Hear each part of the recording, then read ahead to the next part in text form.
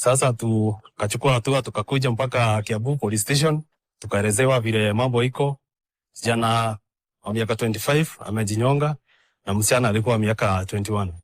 Sasa tuliona hali ya msichana ni kama kunyongwa. Naye kijana alikuwa na kitanzi kwa shingo. Pia yeye sasa ni kujinyonga. Na tukashuhudia, sisi kama familia tumekuwa satisfied ni suicide.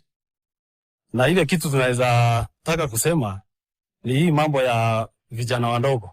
Tafadhali, hata kama ni kukataa ama kukosa haja na maisha, mambo ya mapenzi ikifika pale unaona mnakosana na mtu, hamuelewani, afadhali kuachana. Niko na uchungu kabisa.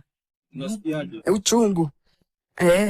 Kwa hiyo mtoto kuenda, hakuna kitu anafanya, na ameenda shule na akamaliza mpaka form 4. Na tukampeleka akaenda kuchuka watu nywele. Lakini niko na uchungu tu, na hakuna kitu nikisema. Nikuambia Mungu tu, hakuna kitu nikisema. Kwangu ni asante kwa Mungu. Kwa kijana yangu alikuwa tu mzuri, kwa vile nilimulea tu mzuri, akasoma, kaenda primary, akaenda secondary, mpaka saa hii alikuwa amemaliza college.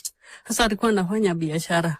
Nilikuwa natarajia yeye ndiye atashikilia boma, yeye ndiye atanishikilia.